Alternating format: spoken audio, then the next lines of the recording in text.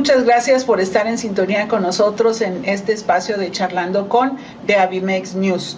Espero que nos vean en nuestras plataformas de redes sociales, en YouTube y por supuesto en el portal abimexnews.com.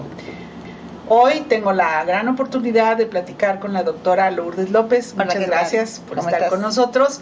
Ella es una maestra universitaria, politóloga y bueno, tiene una amplia trayectoria también en lo que es cuestión política y electoral. Y precisamente ese es el tema que hoy vamos a tocar. Todos sabemos que estamos a víspera ya de un proceso electoral que creo que va a resultar muy interesante. ¿O cómo lo ves tú, Lourdes? Bien, bueno, antes que todo, muchas gracias. ¿Qué tal, Angélica? Muchas gracias por la oportunidad de conversar y un saludo a tu audiencia. Pues mira, sí ha sido un proceso muy complejo. Empezó en noviembre del año pasado, pero informalmente venimos arrastrando en todos los ámbitos de gobierno.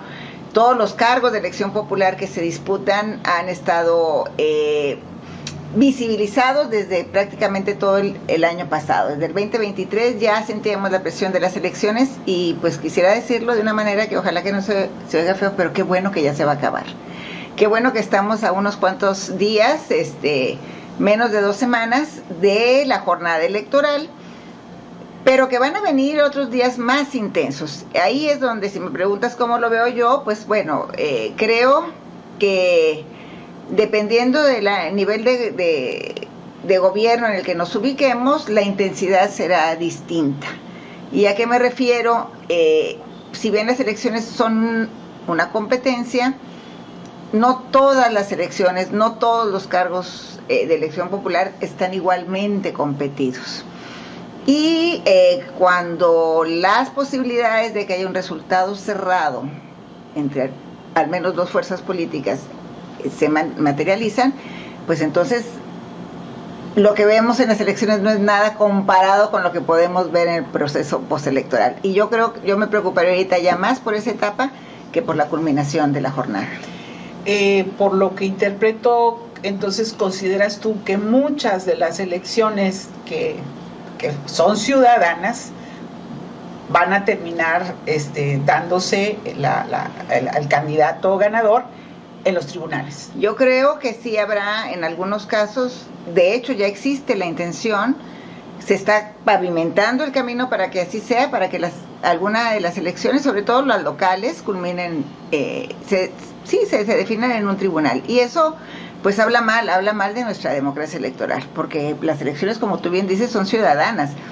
Y si el riesgo o la posibilidad de que sea una mesa de 3, que son los magistrados, o una mesa de 7, como podría ser la Sala Superior del Tribunal Electoral del Poder Judicial de la Federación, quien termine diciendo quién ganó, bueno, pues es como que todo este año y medio que me han tenido en la zozobra y en el involucramiento y en el exhorto de participar para que sean otros quienes digan que quién ganó, pues creo que es desmotivante, ¿no? ¿Qué factores son los que tú denotas que pudiéramos decirle al público, por esta razón estamos viendo que se vayan a los tribunales? Bueno, las constantes denuncias, no sé si podamos hablar de algunos cargos en disputa, ¿verdad? Porque luego con esto de los monitoreos institucionales y que si tú estás hablando a favor de uno u otro, pero bueno, el hecho de que haya denuncias formales ante los organismos electorales, en este caso las instancias administrativas, a nivel local sería el Instituto Electoral y de Participación Ciudadana, a nivel federal sería el Instituto Nacional Electoral, pero que haya denuncias sobre las irregularidades o presuntas irregularidades que cometen candidatos o los partidos políticos, ese es un indicio. ¿Por qué? Porque el trámite administrativo de este tipo de quejas suele llevar tiempo porque hay formalidades, que se presenta la denuncia, que se notifican a las partes, que las partes ejercen su derecho de audiencia, que se delibera, y eso puede trascender la jornada electoral. Pero cuando hay un expediente gordo donde se denuncian una serie de irregularidades, sobre todo que están en proceso de indagación o de estudio, o sea, estos no están concluidos, ante los plazos fatales que tiene el tribunal para así determinar, calificar una elección, eso podría ser indicio de una elección sucia.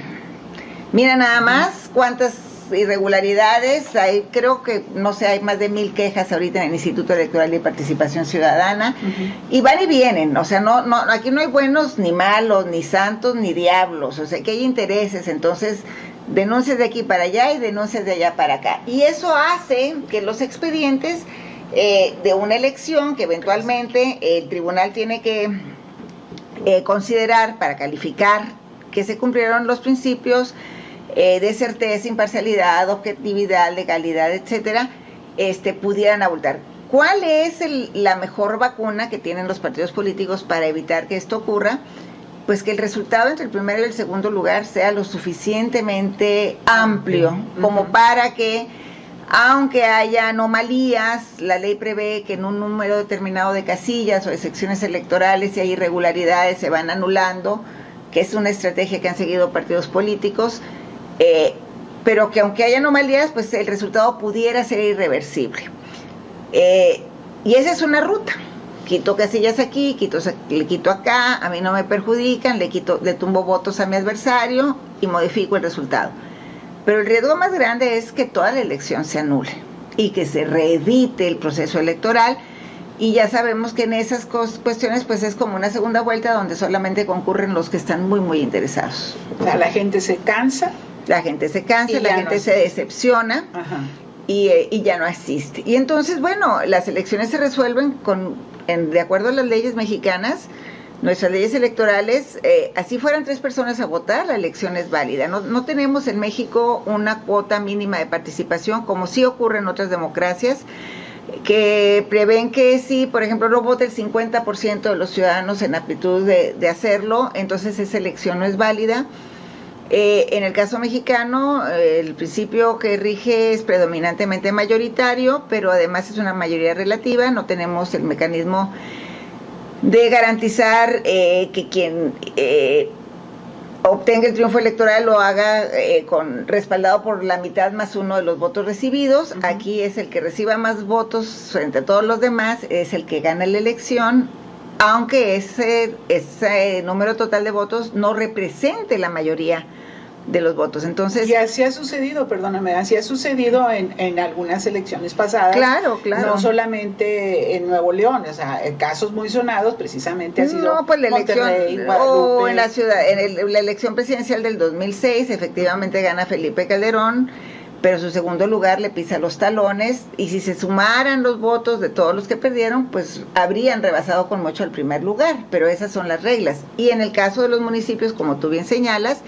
incluso es una apuesta, esto que haya, de repente decimos, ay, ¿por qué tantos partidos? ¿No? Ahora que estamos viendo los debates y decimos, bueno, ¿y estos qué están haciendo ahí? ¿No? O sea, pues, sí, ya sabemos de dónde salieron, podemos, si no lo sabemos con certeza, lo podemos imaginar con mucha posibilidad de no equivocarnos.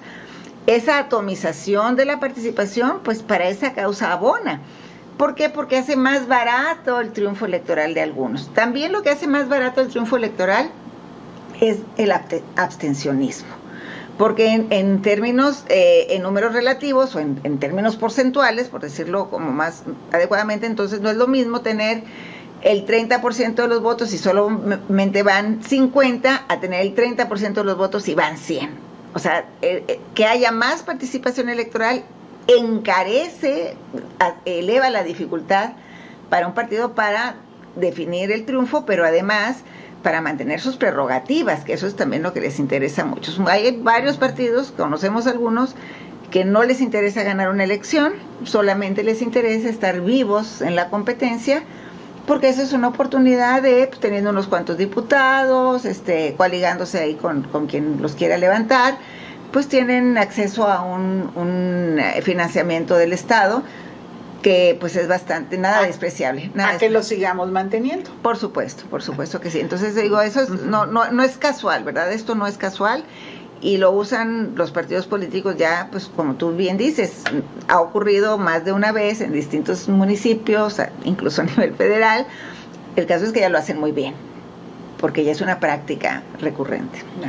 En los últimos días, semanas, más que nada, se han presentado, variando un poquito la temática por la que vamos, se han presentado una serie de incidentes, incluso donde ha habido muertes violentas de candidatos, no en Nuevo León, pero ha habido amenazas, muertes, atentados que han terminado muy mal. El presidente Andrés Manuel López Obrador señala en un momento dado que en esta administración o en su administración han sido mucho menos. Sin embargo, no podemos ocultar que en el proceso electoral actual sigue la violencia de género, política, interpartido, etcétera. Pero sigue la violencia en un proceso electoral que estamos viviendo. ¿Qué opinas al respecto? Bueno, eso es algo muy interesante, ¿verdad? Y que amerita, yo creo que un estudio muy profundo de qué es lo que está pasando, no solo en la dimensión electoral ni la dimensión de la política, sino en la dimensión social. Mi opinión es que a final de cuentas este incremento numérico, pero además intenso, o sea, no es emocional la palabra, ahorita que te escuchaba trataba de encontrar un término, es el significado, o sea, no es que nos asuste que sean muchos, sino que nos impacta, es impactante los cómo y la frecuencia con la que está ocurriendo. No quiero decir que tienen que ser muchos para asustarnos, claro que no, bastaría con que fuera uno para que reaccionáramos igual de horrorizados. Los cuerpos que acaban de encontrar en Acapulco de un candidato a regidor y su esposa, o sea, ¿qué es lo que está pasando, en mi opinión? Bueno, que esta crisis social que se materializa o se manifiesta en lo que llamamos inseguridad, está invadiendo muchas de las esferas públicas, de las esferas en las que socializamos. Nuestras interacciones, y ya está en nuestra casa, estamos preocupados y ponemos rejas y ponemos alarmas, y en los comercios están preocupados y toman precauciones porque son sujetos de conductas criminales, de robos, si todos en muchos de nuestros ámbitos de socialización estamos expuestos, pues también estamos esta expresión de una socialización básica, que es la participación política o el ámbito político, también está impregnado de eso. Entonces yo no quiero, por eso tengo que decirlo con mucho cuidado, no quiero decir que estoy minimizando. Al cabo que todos estamos emproblemados, entonces ¿cómo no lo va a hacer en la política? Acabamos de ver un episodio también muy sorprendente por el manejo de los medios y la temática o los actores involucrados, el caso del obispo emérito de Chilpancingo y bueno, todo el manejo entre las autoridades, los medios, etcétera, las implicaciones, un personaje polémico que supuestamente ha tenido tratos con el crimen. De nada, ningún sector de la sociedad parece estarse escapando a esto, que creo que es lo más delicado, que es esta falla de las instituciones. Que las diferencias entre las personas, sean particulares o particulares con el Estado o entre particulares, no se dirimen por vías institucionales, sino se dirimen por la vía de la violencia. En el caso de los candidatos o aspirantes a cargos de elección popular que han fallecido, hay un silencio por parte de la autoridad, que ese también es otro tema polémico. Hasta si le pasa a algún artista, queremos saber qué fue lo que le ocurrió, entre el morbo y la curiosidad, claro. Pero también como para el aprendizaje, entender qué pasa. Entonces, siempre la alusión es que estos personajes pudieron haber tenido relaciones comprometedoras con alguien. Otra de las versiones es que son personajes que son sujetos de presiones o amenazas, y que al no ceder es cuando sufren la represalia, que represalia, digo, es grosero decirlo, pues los asesinan por no atender. Pero el asunto es que sigue habiendo una nube en torno a tratar de explicar, y por supuesto que no podemos uniformar, no podemos meter todos los casos en la misma bandeja y decir, es que todas estas personas estaban metidas en problemas y entonces se lo merecieron. Por supuesto que no. Cada uno tiene su historia, su particularidad, pero eso ellos, como cualquier otra persona, en el cúmulo de muertos que ha habido en los últimos años, que no es un asunto que empezó con López Obrador, que ya tenemos casi 20 años en esta inercia, lo que revela es esta falla institucional, es esta falla en la política de seguridad, tanto para prevenir la criminalidad como para sancionarla. Entonces, un poco la pregunta sería, bueno, ¿a dónde tiene que topar esto para que nos hagamos cargo de que esta es una situación generalizada? Yo no sé si lo de los candidatos sirva de lección, porque la verdad a mí me sorprende cómo los partidos pues reaccionan y se enderezan y siguen para adelante. Y nombran otro candidato. Efectivamente. Ajá.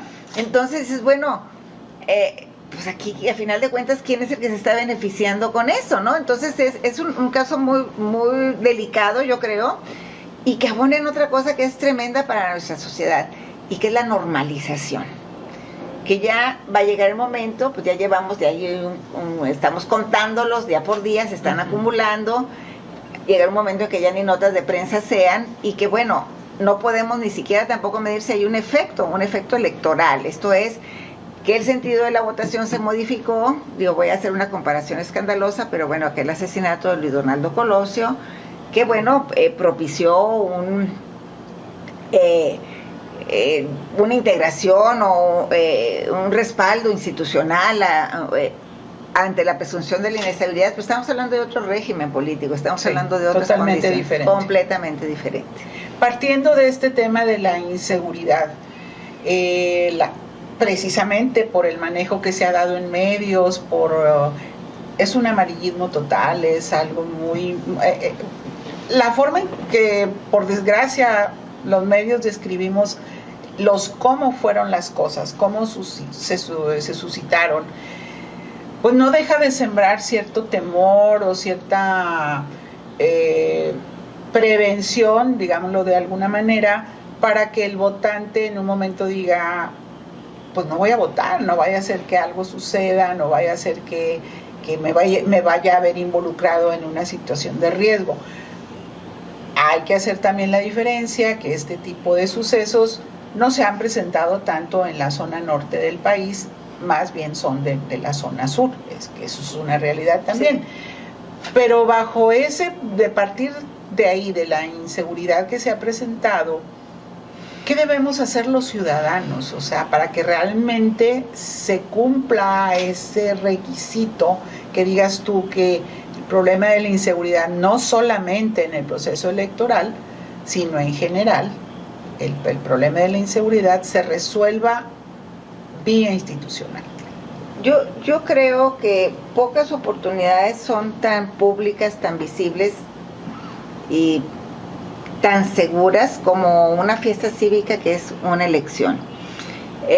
Me parece que sería muy audaz aquel actor político o social o donde lo quieras categorizar, que quisiera aprovechar una coyuntura como esa para tratar de violentar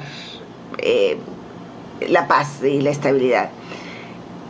Dicho esto, entonces creo que ante la incertidumbre que un esquema de seguridad o de inseguridad o un panorama de inseguridad nos despierta, nuestra apuesta individual debe seguir siendo al orden y a la estabilidad que del Estado. El Estado como estructura, como es este ente, ¿verdad? Porque el Estado no lo podemos ver ni lo podemos tocar, el Estado lo sentimos, lo percibimos a través del gobierno, las personas que los encabezan, las leyes, las organizaciones que proveen salud, educación, etcétera, ¿no? Es todo eso. Pero de los fines primordiales de ese ente es uno de la seguridad. O sea, cuando los ciudadanos, cuando los individuos decidimos someternos a este acuerdo y decir este es el orden social, es porque teníamos miedo. O sea, estoy hablando, digo, obvio que no estuve yo ahí, pero estoy tratando de transmitir esta preocupación de aquellos que inventaron este diseño, donde dijeron la ley es el faro que nos orienta y es esto en lo que todos vamos a creer porque a todos nos conviene. Esta apuesta institucional que suple a otras formas de gobierno ha sido funcional en un periodo amplio. No ha sido plenamente eficiente, pero lo que la cuestiona es esto, el cumplimiento de la ley. Por eso es preocupante y por eso advertí este tema de la criminalidad y la institución que falla, es el cumplimiento de la ley, porque eso es lo que nos hace sentir que estamos participando de lo mismo. El problema es que hay un desdén por la ley. Esto que tengamos candidatos, lo que platicábamos hace unos minutos, de que muchas quejas, muchas infracciones, pues ahora resulta que los primeros, los que más deberían aparentar cumplir la ley son los primeros que la están violando, pues es una mala noticia. Y luego una vez que están en el gobierno son los que andan violentando todas las formalidades. O sea, el problema es esta crisis de legalidad. Pero aún así, los ciudadanos no tenemos ahorita otra opción. Entonces yo lo que creo es que partiendo de esa expectativa de que una elección es una fiesta cívica, no hay que dejar pasar ese espacio. Es como las fiestas de guardar, las fiestas religiosas, que aunque los pueblos estaban conflictuados, estaban pasando sufrimientos, pues llega el 12 de diciembre la Virgen de Guadalupe y nos olvidamos de todo y todos somos hijos de la guadalupana, así que nos sintiéramos el día de una elección. No vamos a pelearnos, vamos a manifestar nuestra preferencia y a hacer una apuesta por esta institucionalidad.